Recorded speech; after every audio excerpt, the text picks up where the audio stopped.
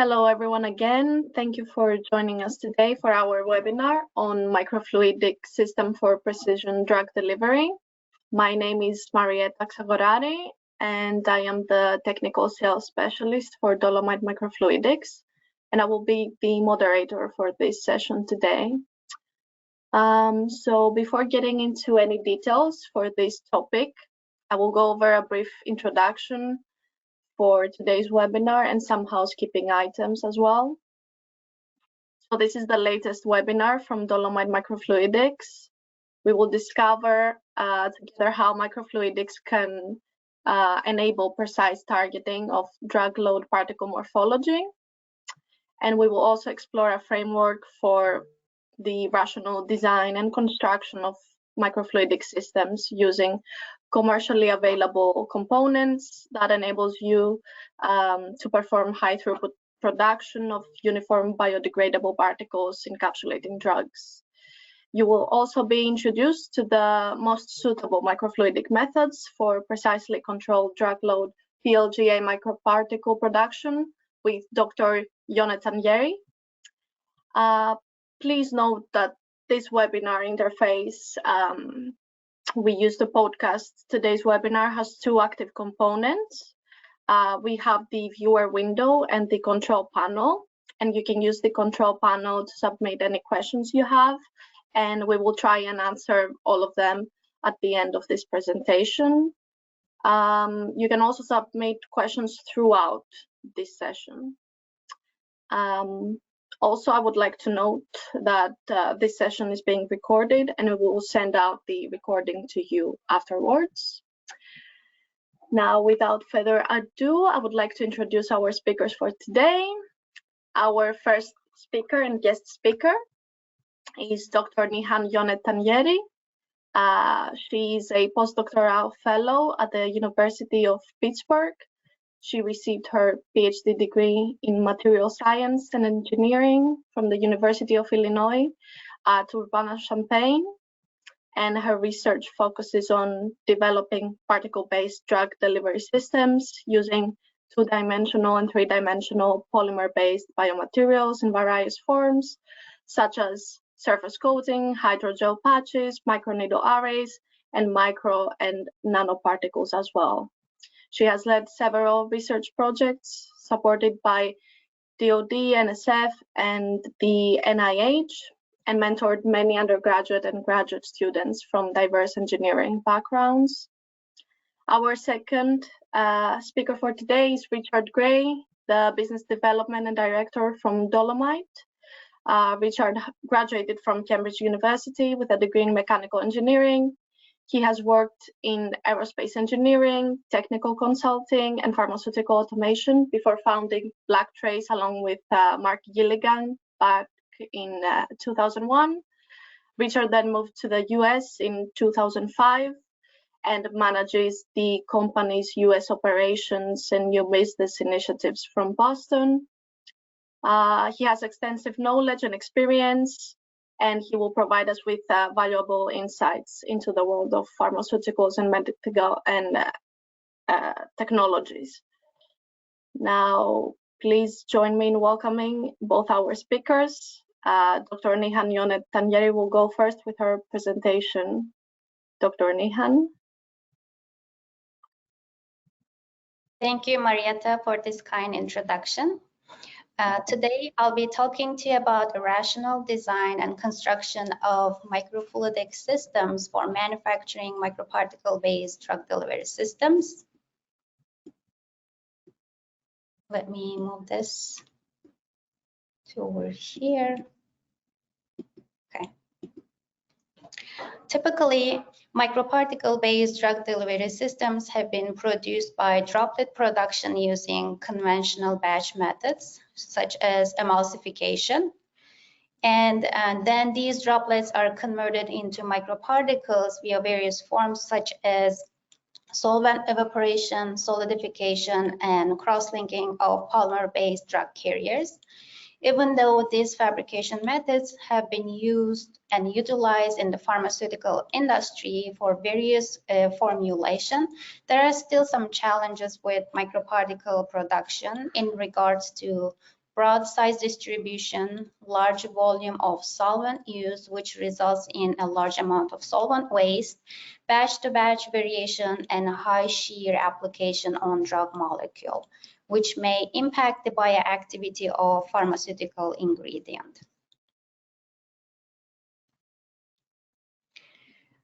We are all aware of numerous advantages of microfluidic technology in the pharmaceutical field, especially for microparticle-based drug delivery systems. For example, microfluidic technology allows us to prepare microparticles that have narrow size distribution. The miniaturized production characteristics of droplet generators allows us to produce droplets in very small volume of liquid to operate the whole system, which reduces the overall solvent waste. And continuous nature of this production process limits the variation that may be coming from the user variation or different batches. And application of low shear effect on drug molecules during droplet production process just help maintaining bioactivity of drug molecule, which ultimately impacts the overall therapeutic effects of these microparticle-based drug delivery systems. Microfluidic systems are composed of multiple components. The droplet generators are just one of the most important unit of such microfluidic systems. The production of a droplet generator involves a high level of microfabrication skills and access to clean rooms, which may not be practical for some researchers who do not have necessary technical skills and access to the clean room facility to produce such devices. Thanks to the rapid development in the microfluidic industry for the past 10 to 20 years, there are a number of different commercial products in the form of droplet generators that users can pick and users can just get benefit from to produce such droplets and microparticle-based drug delivery systems. However, there is no clearly outlined guidelines for how to select these commercial products to establish a microfluidic system. Therefore, in this talk, I will briefly summarize the design criteria to establish a microfluidic system, considering a broader audience who are less experienced in this field. In my recently published work, we built a framework to guide researchers to outline a step-by-step approach to construct a microfluidic system using commercially available products.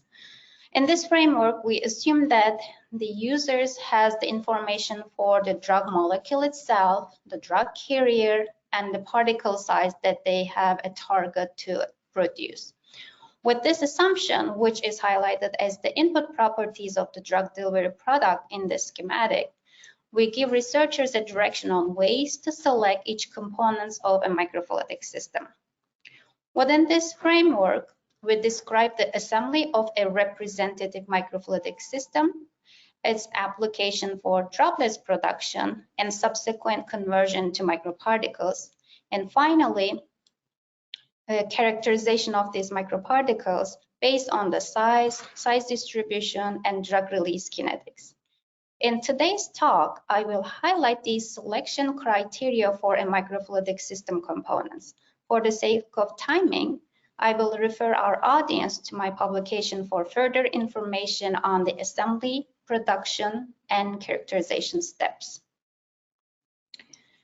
Microfluidic system is composed of 4 main units, which includes droplet generator, fluid control system, connection accessories, and imaging unit.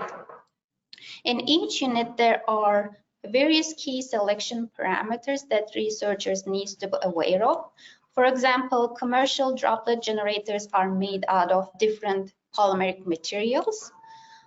Users need to select these chemistries that the droplet generators are made out of based on the emulsion type and the solvent choice that they need to prepare. Also, these droplet generators may have different nozzle configuration and nozzle size, which can be determined based on the emulsion type or the particle size that they need to prepare. Similarly, there are a number of different fluid control systems are available, and users can pick the best fitting fluid control system for their system based on the fluid volume that they will need to operate, for example, for small scale production or large scale production, or considering the flow rate, stability, and response time characteristics of such fluid control systems, and then they can make up their own microfluidic system. And again, connection accessories are the third important component of a microfluidic system. Users need to be careful about these connection accessories when they pick based on the solvent compatibility for their solvent choice. And the last unit for a microfluidic system is the imaging unit. So users can look at alternatives based on the speed of the imaging quality of these imaging units. And the next part of my talk, I will focus on the selection criteria for droplet generators. As I mentioned, droplet generators that are commercially available are made out of different materials. To be able to select the best material type that will be useful for the researchers, users need to answer the question, what type of emulsion is necessary for drug encapsulation and particle production? For example, hydrophilic drug molecules can be encapsulated in hydrophilic carrier when they generate water in oil emulsion. Hydrophilic drug molecule can be encapsulated in hydrophobic type carriers by water and oil in water emulsions. On the other hand, the hydrophobic drug molecules can be encapsulated in hydrophobic carrier using oil in water emulsion. And again, hydrophobic drug molecule can be encapsulated in hydrophilic carrier when oil in water and oil emulsions are generated.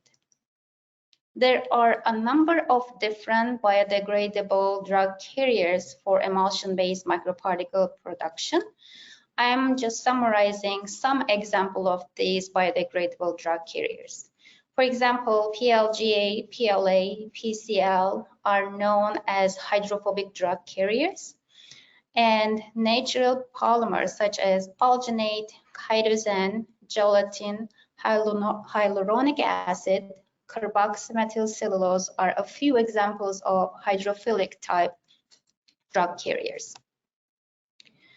And based on this list, as a representative drug-drug carrier combination, I'm listing some example of both hydrophilic and hydrophobic, either small or protein or peptide-based drug examples and drug molecules and their drug-drug carrier combinations. And based on these combination and selection of drug molecule and drug carriers, there are a number of different solvent options are available and has been used. For example, water, DCM, isooctane, sunflower oil, and etc. has been used to generate this single or multiple emulsions. Based on the information on the chemistry of the drug molecule, drug carrier, and the necessary emulsion type and the solvent choices, now users can go ahead and pick the best fitting commercially available droplet generator based on the material type. I'm listing the examples of the commercially available droplet generators chemistries, and the droplet generators can be in the form of PDMS, polycarbonate, PMMA, cyclic olefin, copolymer, and glass. And there are also, in this slide, I'm also including a list of the solvents that these type of droplet generators are not compatible with. And as you can see, the droplet generators that are made out of glass are the best commercially available droplet generator in regards to the solvent compatibility with all solvent type. Users need to determine the type of nozzle configuration when they would like to purchase a commercially available droplet generators. So the commercial products has multiple different nozzle configuration, including flow focusing junction, T junction, and Y junction. These type of nozzle configurations are suitable for producing oil and water or water and oil single emulsions.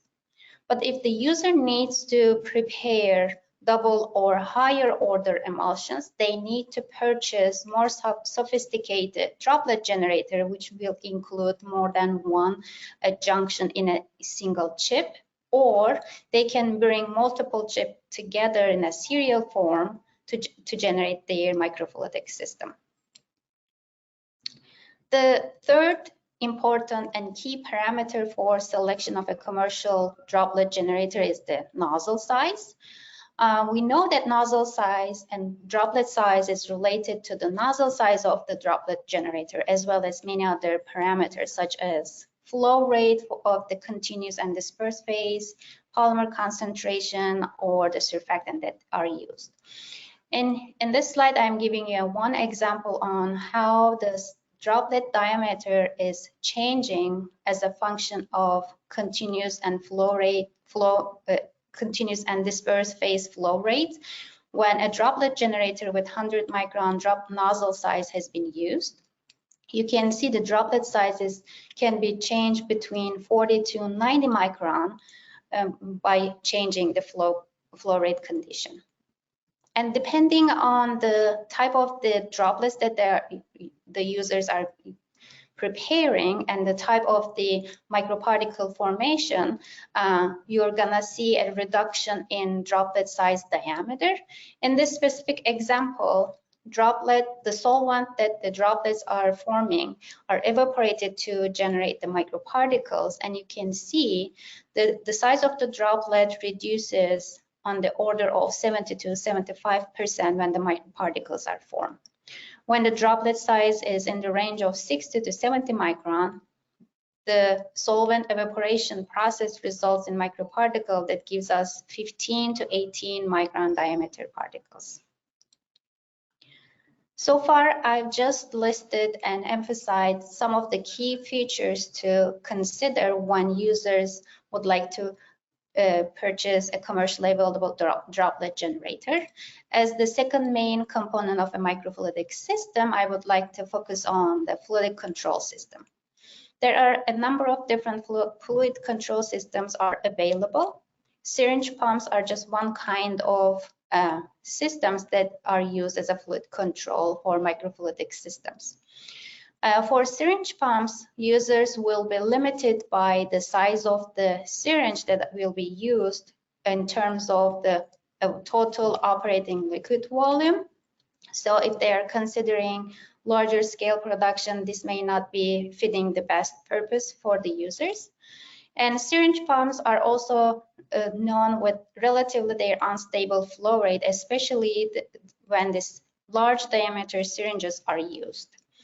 And syringe pumps are also known with their slower response time. When the user changes the flow rate from one value to another, typically the flow rate will have a lag time to reach out to the second set flow rate condition. Pressure pumps are another example of a widely used fluid control system in the microfluidic field.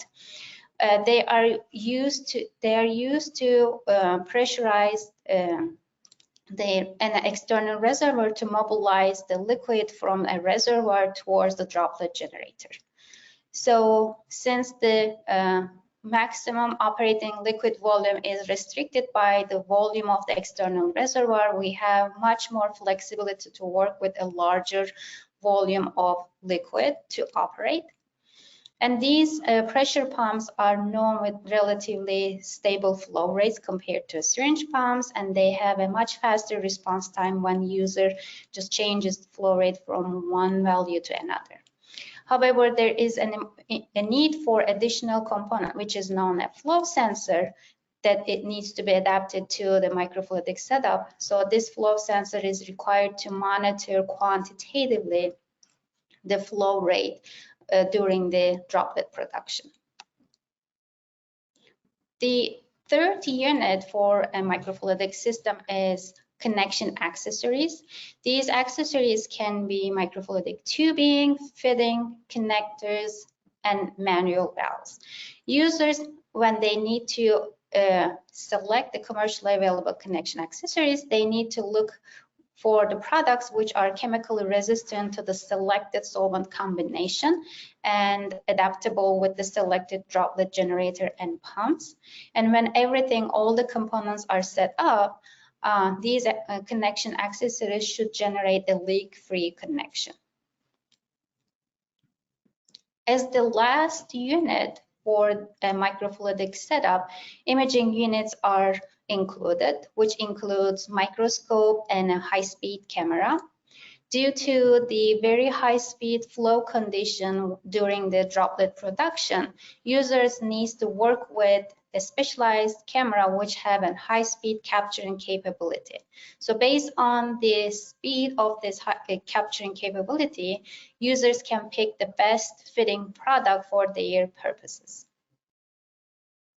In conclusion, today I presented a framework to facilitate the design and construction of a microfluidic system using commercially available components. And I mentioned 4 main units of the microfluidic system and briefly summarized the key selection criteria when these commercial components are selected. And with that, I would like to thank my advisor, Professor Steve Little, and my collaborator and my funding source. And thank you for your attention. I'm happy to take the question if you have any. Perfect. Thank you very much, Dr. Yonet-Tanyeri, for the clear methodology to select an optimum system. So many of you will be wondering, how would such a system look in practice?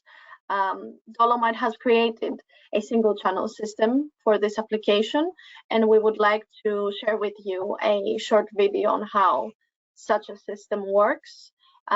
Once we watch that video, my colleague Richard will then go on with his presentation on how to use the system to generate the particles you need.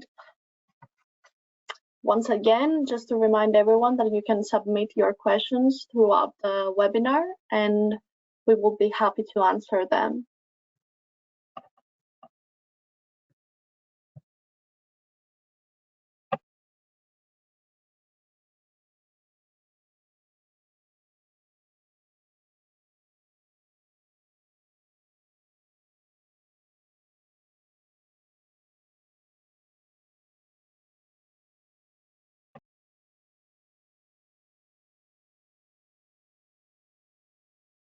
Hi everyone, my name is Jones. I'm the application scientist from the application teams here in the Hanoi office. Today I'm going to give a brief introductions about how to set up the single channel system for PLGA microparticle formations by the droplet methods. So here we have the 3 different P-pumps. So each of these P-pump is connected to the air supply in the laboratories. And on top of each P-pump, we have the sensor interface and the flow rate sensors. Down here we have the pressure chambers where we can put our sample into these chambers, and when the chamber is supplied with enough pressure, the fluid will flow into the tubing and through these sensors, and this sensor can calculate the flow rate of the fluids. So we have 3 different P-pumps. For the pump on the outermost, we have the flushing phase containing just DCN. The pump in the middle will be the disperse phase pump containing DCM and PLGAs. Here in this pump, we have the aqua phase containing just water and the emulsifier. We have each tubing connected to each pump, and this tubing will be connected to 3 different valves, and this valve can control whether or not the fluid can flow through by opening and closing the valve. Here we have the T-junctions, and the purpose of this T-junction is that we can control which fluid line that we use, whether we use this fluid line from the flushing phase by opening this valve and closing this valve, or we can choose to use this fluid line from the disperse phase containing DCM and PLGAs by opening this valve and closing this valve. we also have this T-junction here. And the purpose of this T-junction is connected to the alpha phase line. And when the valve is open, the alpha phase will flow through this T-junction and will be split into two tubings. And these two tubings will be connected to the continuous phase inlet that is in the glass chips. Up here, we have the microscope, and this microscope can help us to visualize what happened inside the microfluidic glass chip by looking at these junctions, and we can visualize the droplet formation process. And here we have the light stage where we can control the intensities that come from the microscope. And here we have the glass chips. It's already assembled, and this glass chips is inside this edge interface, and this is the linear connector. So here we have the outlet tubing that is connected to the outlets of the glass chips.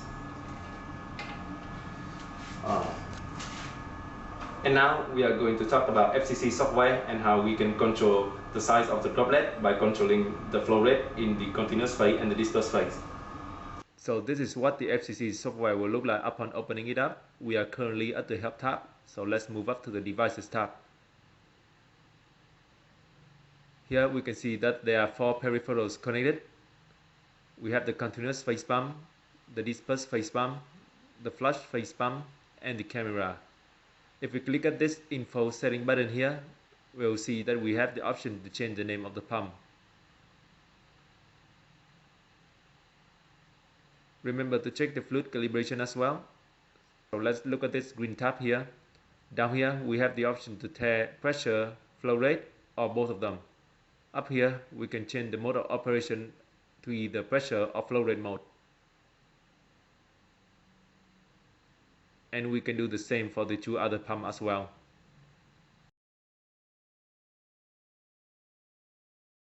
Let's look at the camera section next. If we click at the setting button, what we can do is now tick this box. It will automatize the exposure time.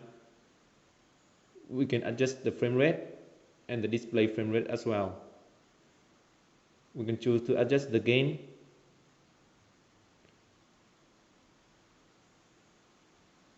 or the gamma.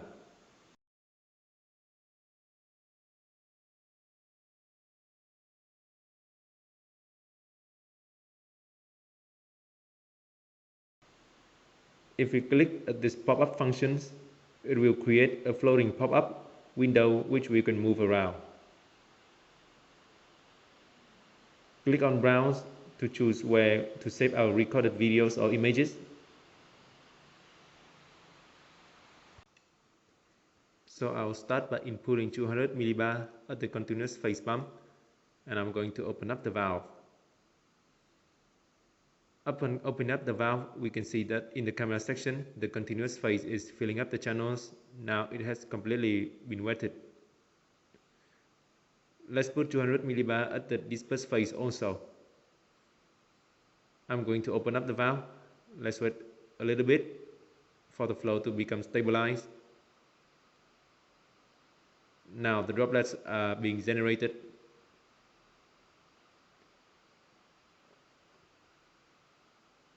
What we can do is we can click on this ROI function up here and show the section of where we want to look at. Adjust the setting a little bit so it will be easy for us to visualize.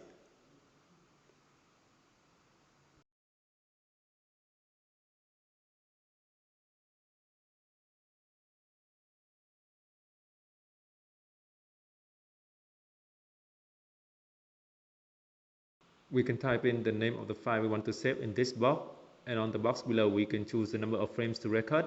The number of frames will correlate to the duration of the video, and we can click this video button here to start the pre-recording.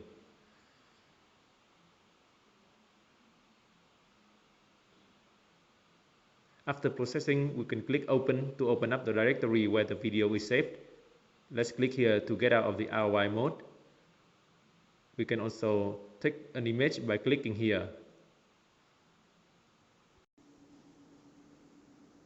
Now we can see that the flow rate has stabilized, and we can choose to operate in flow rate control mode instead.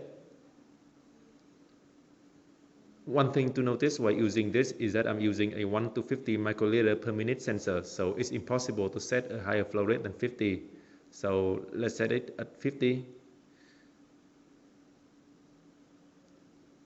And let's set the dispersed phase pump at 30, for example.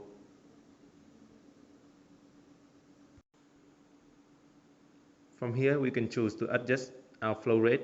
If we reduce the dispersed phase, for example, to 20, we can see the throughput and the size of droplet has slightly changed.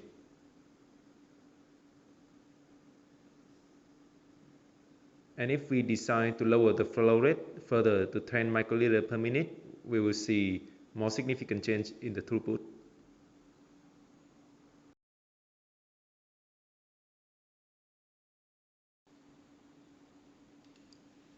We can also change the flow rate of the continuous phase. By lowering it, we will see the droplet size increases. So this is the basics of using the STC software. We can adjust the parameters further to achieve the throughput and the droplet size as we want. Thank you for listening.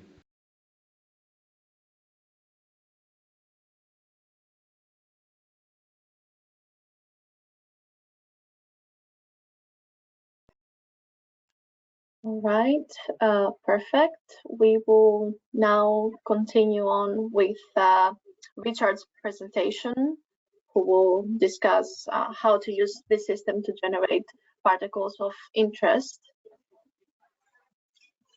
Okay, thank you, Marietta, and thank you, Dr. Yonet-Tanyeri. I'm going to talk about three areas. One is how do we use microfluidics to generate particles? And then number two is just to go over the systems that you saw in the video and some of the other systems. And then thirdly, give some examples of how you put those together to produce particles that you need. So microfluidic methods can be used to create a wide range of particle sizes. Basically what you're doing is generating a liquid droplet and then transforming that liquid droplet into a solid particle. And as Dr. Yonet-Tanyeri mentioned, you can use several different methods to do that. Solvent extraction is one of the more common ones. You can also do a chemical polymerization. You can also use UV light, and you can use thermal methods for things like agarose. And then a final way is a cross-linking that you might use for something like an alginate hydrogel. So all of those are possible within a microfluidic system. And you can also, as well as generating a simple emulsion, which then turns into a single particle, you can do more advanced steps like coating particles or making core shell particles. And we're generally using three different types of chips when we're creating these particles. And the chip that we use depends on the type and the size of the particle that we want to generate. And in general, we can work anywhere from a bit more than a nanometer up to around a millimeter, excuse me, a millimeter in size. You can see how that corresponds to the volume of each individual droplet. So if you're working below a micron, you use an approach called hydrodynamic focusing, where we bring a number of fluids together and particles form at the interface between those two fluids. If you're above a micron, you're typically working with a flow focusing junction. And if you're above a millimeter or in the range of a few hundred microns up to a millimeter, then you would typically use a T-junction, which is able to form what are called slugs, which are larger than the size of the channel in the axial direction. In general, we can create particles with a high degree of monodispersity, around 1 to 5% coefficient of variation. As I mentioned, we can go from nanometer up to hundreds of microns or beyond. And the throughput is typically, although this is quite a wide range, it's typically in the order of several particles per second if you're creating quite large particles, up to millions or even more per second if you're creating smaller particles. And that corresponds to total flow rates in the range of nanoliters per minute up to mils per minute per channel. I thought this was quite an interesting graphic from a paper that I found a couple of years ago. And this looked at a survey of all the published information at the time of PLGA particle production and what size particles were being produced, and then how the particles were being produced. And you can see there was a pretty clear distinction between the hydrodynamic focusing in the light yellow regime and the flow focusing that was in that purple regime, with very little overlap between the two. So the graphic I use, I think, is supported by this paper. So when you're producing nanoparticles, as I mentioned, you're making them at the interface between two flows. And you can see here we're using dynamic light scattering as a way of measuring the size of the particle. And by adjusting the flow rate parameters, you can make particles of different sizes. And usually it's the flow rate ratio between those two fluids, which is the key parameter that's used to control the size of the particle. The total flow rate can also have a secondary effect. And we found different chip types have been useful for this application. The one that we're using in this picture, we call a 5-input chip. When you're making particles larger than a micron, you use the flow focusing approach. Here you can see in this three movies, the same chip being used to make 3 different particle sizes. These are actually 10, 20, and 30 microns in diameter. And you, as Chung showed in that video earlier, by changing the flow rate of the discrete and the continuous phase, you can change the size of the droplet that you're using. We've also found more recently a different approach to making droplets, and that's using a chip we call a micromixer chip. And what that does is combine 2 fluids or 3 fluids together and then rapidly shear those fluids to create droplets. And as they pass through the chip, the droplets get smaller and smaller until they end up about the size of the smallest channel in that mixture chip. You can see those channels are of about 45 degrees in this picture, and those small channels are what's deciding on the size of the particle at the end of the process. So the advantage is high throughput. One disadvantage is that the particles are not as monodispersed, so that the droplet breakup is not as consistent as a flow focusing approach. So you get a higher CV. That's still better than a batch homogenization approach. And the benefit of a flow focusing is that you get a throughput about 10 times higher. So if you're willing to compromise the monodispersity slightly, you can achieve some quite high throughputs using this method. So just going to look at the systems, Dr. Yonet-Tanyeri mentioned that the chip is one of the key parts of it. And one thing that Dolomites developed is a different junction type called a 3D pore junction. So I thought I'd just explain that a little. One of the issues that gets discussed in a lot of papers on using microfluidics is the risk of clogging the chip. And you can imagine when you're making a polymer, there is a risk that you're going to make a solid particle inside the chip, which is a bad thing because you can then block the chip. And it's because the polymers or the monomers before they're polymerized are quite sticky and viscous. And if they contact the channel walls for a significant period, they can build up on the channel walls and eventually cause a blockage. So what we've done is develop a new type of junction that we call a 3D pore. That means that the discrete phase is not touching the side walls. And that's a picture that you can see here. The 3D pore is that feature of the junction that you can see there where the droplet is emerging.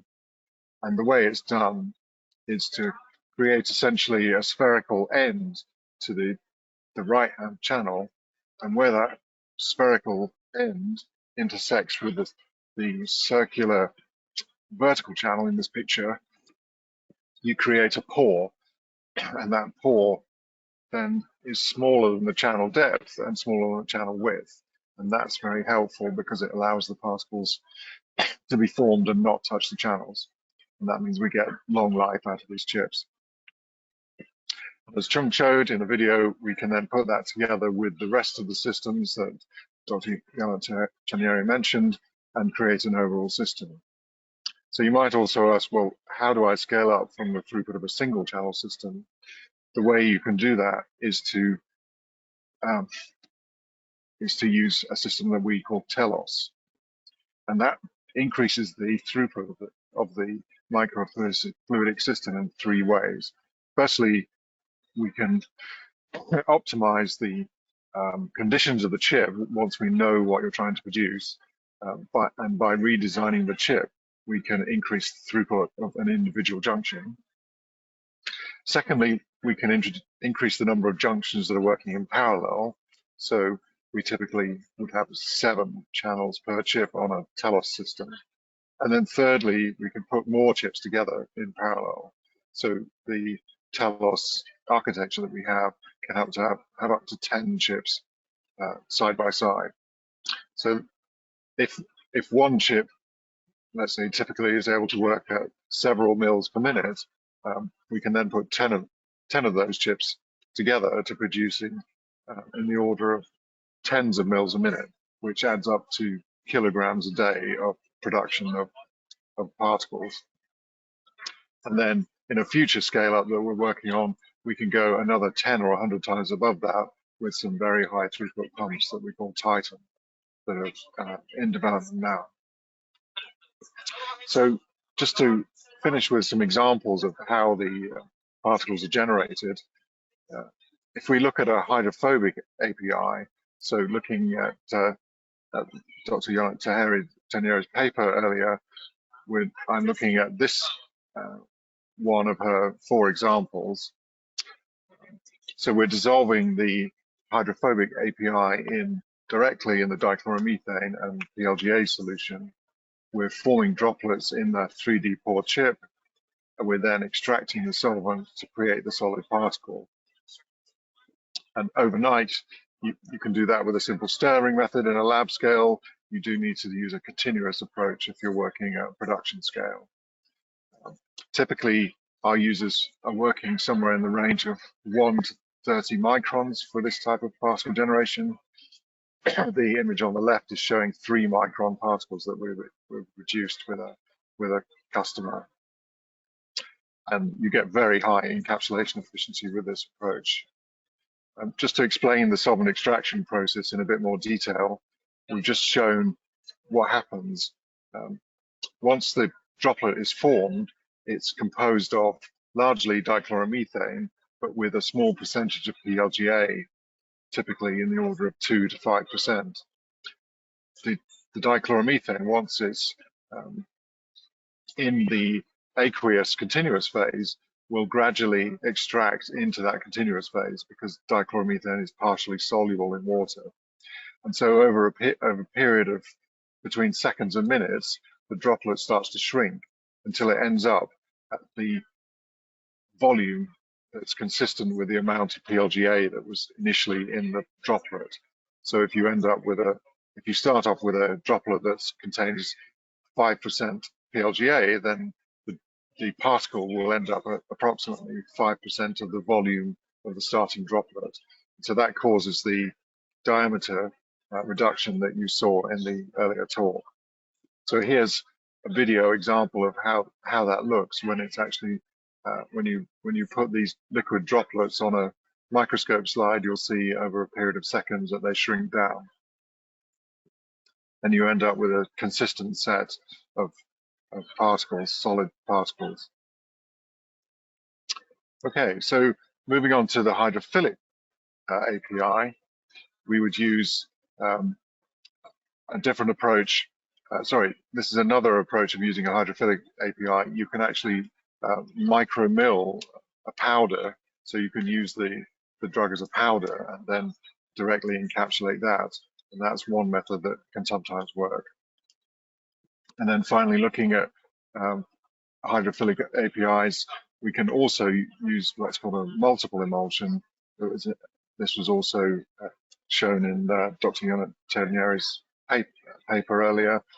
You can see here the second of the 4 examples that she gave. And here what we're doing is connecting 2 chips together. Firstly, a chip to make a primary water in oil emulsion, and then a second chip to encapsulate that into a water continuous phase. So as I said, the primary emulsion is water in dichloromethane, and the secondary emulsion is that dichloromethane in water. And then once that those droplets are formed, they then dry in a similar way that I just showed to make a particle that looks a little bit like a raspberry shape. And typically those are in the order of 10 to 50 microns in diameter. That's what most of our customers are using. So in summary, we've got a set of modular tools which fit within the overall framework that Dr. Yonet-Tanyeri mentioned, and they allow you to control each of the steps of emulsification, bead production, and it's also appropriate for scale up. And typically we can work with the same products and just selecting different chips. You can work with hydrophilic and hydrophobic API, and you can work anywhere from the nanometer range up to hundreds of microns. And in terms of throughput, with a lab scale system, you can work in the order of a few tens of mils a day up to kilograms a day. And then there are plans that we're working on to create GMP-based microfluidic solutions that have throughput in the order of 10 to 100 times that. One thing that people find very useful when they're starting out is getting some help with starting to understand how to use their system. So we have a team based in our Hanoi lab that allows you to carry out proof of concept tests. So we'll take your polymer and your API or an analog of your API and create an optimized method that works and gives you particles of the right size and format before you choose to buy a system. So that can help speed up the overall development process. So thank you for listening. Thank you to Dr. Yonet-Tanyeri for the talk. I would strongly recommend that you look at her paper. There's some really good stuff in there. She didn't show some of the pictures that she's generated showing some beautiful particle generation work. So like I say, I'd strongly recommend that you take a look at that. Thank you for listening. If you have any questions, I'm happy to take them, and I'm sure Dr. Yonet-Tanyeri is too. Perfect. Thank you to Dr. Yonet-Tanyeri again and Richard for their insightful talks on microfluidic systems and their use. Please feel free to submit any questions you might have in the question tab. I can already see a question from Nicholas James. He's asking, do micromixing techniques lead to higher shear stresses?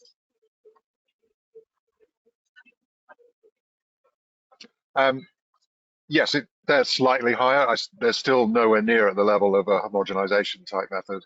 So it's a little bit higher than the standard flow focusing because we're taking larger droplets and making smaller droplets from them, but it's still orders of magnitude lower than the homogenization methods.